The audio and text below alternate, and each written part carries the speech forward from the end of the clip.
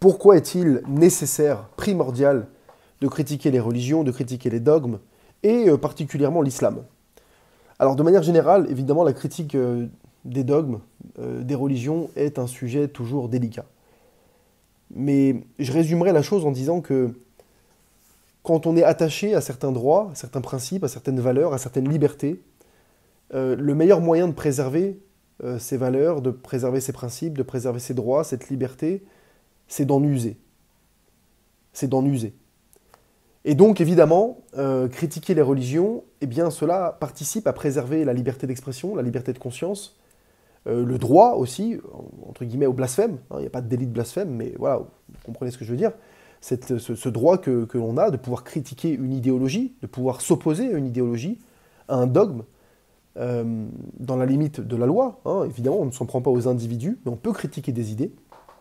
Eh bien, le meilleur moyen de préserver tout ça, c'est évidemment de pouvoir en user. Et donc, la liberté d'expression va parfois être considérée comme un moyen d'exprimer des opinions divergentes et de remettre en question des idées établies. Il y a aussi la volonté de faire cela afin d'acter, de consacrer d'une certaine manière la séparation de l'Église et de l'État. C'est-à-dire que la critique des religions est parfois liée à un effort pour maintenir cette séparation et empêcher l'influence religieuse de dicter des politiques publiques ou de s'immiscer de manière plus générale dans le temporel. Il va y avoir aussi des motivations intellectuelles, des questionnements intellectuels tout simplement sur la vie, le monde, l'éthique, la morale, bref, tout un tas de choses qui nous entourent. Il y a parfois aussi la volonté de promouvoir un pluralisme. La critique des religions peut contribuer à promouvoir un environnement pluraliste dans lequel une diversité de croyances peuvent coexister. Et donc cela contribue à encourager le respect mutuel, la compréhension entre les individus, même si évidemment, au début, c'est pas toujours facile de faire face aux critiques. Et puis, d'une autre manière, c'est aussi parfois une façon de pousser les dogmes, de pousser les religions à se réformer, à aller vers une réforme interne. Dans certaines religions, dans certaines traditions religieuses, la critique interne peut jouer un rôle dans la réforme et l'évolution des croyances, ou du moins des pratiques, ou des conceptions, ou d'une certaine conception des textes, d'une certaine approche des textes, et ça aussi c'est des fois important. Surtout quand on veut, pouvoir construire, faire naître et faire perdurer une société dans laquelle coexistent des gens à la diversité spirituelle très variée. Alors une fois que j'ai dit ça, on va me dire, oui, mais alors pourquoi si la critique des religions est importante, et là-dessus je pense qu'on peut être nombreux à convenir de cela, pourquoi la critique est très souvent axée sur l'islam? Je dirais qu'il y a deux raisons à ça. Premièrement, le nombre. Évidemment qu'une religion qui rassemble des millions d'adeptes dans une société, des millions de fidèles, évidemment qu'elle va susciter davantage d'intérêt qu'une idéologie ou une religion qui, en tout et pour tout, rassemble 500, 1000, voire même 10 000 ou même 50 000 personnes. Évidemment, ça ne passe pas inaperçu, donc on ne peut pas la louper, on ne peut pas faire comme si elle n'était pas là, et donc forcément, ça va susciter davantage d'intérêt et aussi de critiques. Mais au-delà de cet effet du nombre, parce qu'on pourrait dire oui, mais les chrétiens aussi sont nombreux, c'est vrai aussi, il y a l'aspect historique. Le christianisme est une religion qui est habituée à la critique. Dans la société française, j'entends, par des gens qui parfois y sont très hostiles. Alors cette critique du christianisme remonte à une période lointaine, hein. On pourrait presque remonter à la période médiévale, quoiqu'à l'époque les critiques étaient souvent circonscrites au cadre des institutions ecclésiastiques, mais si on remonte à la Renaissance, déjà à l'époque, ce renouveau intellectuel en Europe va pousser certains penseurs à remettre en question l'autorité de l'Église, certains humanistes vont aller jusqu'à remettre en question certains aspects de la doctrine chrétienne, critique qui va se poursuivre au XVIIIe siècle, avec le fameux siècle des Lumières, où là on va avoir des philosophes comme Voltaire, Diderot, Rousseau, qui vont critiquer de manière ouverte certaines pratiques et certaines croyances religieuses, et qui vont même les opposer à la raison, à la science, etc., qui vont opposer foi dogmatique d'un côté et raison et science de l'autre. Cette critique s'est encore poursuivie à la Révolution française, où là, on a voulu évidemment séculariser les biens de l'Église, supprimer certains ordres religieux, voire même, dans une certaine mesure, remplacer la religion catholique par le fameux culte de la raison. Et c'est une critique qui n'est pas arrêtée, qui ne s'est pas arrêtée à ce moment-là, au XIXe siècle encore, avec l'émergence du XIXe, XXe siècle, avec l'émergence du principe de laïcité.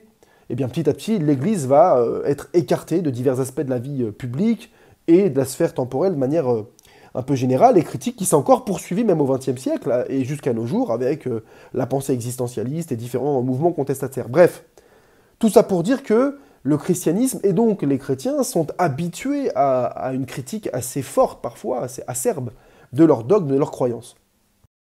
Et le judaïsme, c'est un petit peu, alors dans une autre mesure, le judaïsme, alors il y a déjà la critique du judaïsme en France remonte à plusieurs siècles aussi. Au Moyen-Âge, il y avait déjà des polémiques théologiques, voire même des accusations de déicide, qui ont alimenté des discours assez hostiles envers les juifs. Les monarchies françaises, notamment au Moyen-Âge, n'ont pas toujours été très tendres avec les communautés juives.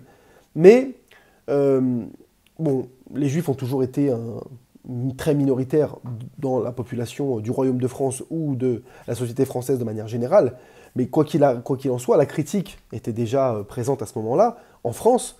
Et puis plus tard, c'est vrai qu'à partir du XIXe siècle, la critique du judaïsme a pris des formes plus politiques, plus sociales, dans un contexte d'antisémitisme grandissant en Europe, et donc forcément, à ce moment-là, on parlait beaucoup du judaïsme, beaucoup des juifs. Je ne parle pas de la période alors en France, l'affaire Dreyfus, puis plus tard, moitié du XXe siècle, on a eu, première moitié du XXe siècle, on a eu évidemment la Seconde Guerre mondiale, tout un tas d'éléments qui font que, bon, le judaïsme, sous différents aspects, a aussi été critiqué, et pas depuis l'année dernière. En ce qui concerne l'islam, c'est en réalité un peu différent, voire même très différent. Pourquoi ? Parce que même si la critique interne existe, il y a des débats entre théologiens musulmans depuis des siècles, entre différents courants, les Mu'tazilites, les Ibadites, les Sunnites, les Chiites, etc., etc. Mais en ce qui concerne la France, la critique de l'islam en France est en réalité assez récente. Et elle s'est intensifiée ces dernières décennies, en particulier avec l'augmentation de l'immigration musulmane et des débats autour de la laïcité. Alors évidemment, à partir des années 60, la France a connu une vague importante d'immigration, notamment en provenance des anciennes colonies, l'Algérie, le Maroc, la Tunisie, même si ce n'est pas forcément des statuts de colonie, mais vous m'avez compris. Cette immigration a évidemment introduit une dimension culturelle et religieuse significative, qui a suscité des débats sur la coexistence qui pouvait être discutée entre toutes ces différentes cultures et religions et la société française. Il y a eu par la suite les débats sur le voile à partir des années 80, la loi de 2004, la loi de 2004 pour le milieu scolaire, la loi de 2010 qui interdit le port du voile intégral, il y a eu les attentats terroristes. La France est le pays d'Europe le plus touché par les attentats terroristes au nom de l'islam depuis les 40 dernières années. Il y a près d'une centaine d'attentats qui ont été... je ne parle pas de ceux qui ont été déjoués, je parle de ceux qui ont été commis sur le sol français depuis 30-40 ans. Donc évidemment, sans compter la montée d'un discours aussi politique de droite dure, que certains qualifient d'extrême droite, je conteste cela, mais bon bref, peu importe.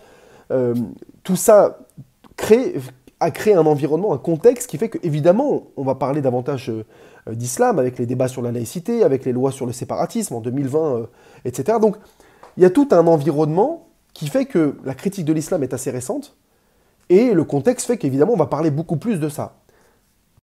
Donc à titre personnel, je ne suis pas étonné qu'on parle davantage de l'islam que d'autres religions. Le nombre et l'histoire expliquent cela, et le contexte également explique cela, et je pense que c'est important et nécessaire. Pourquoi ?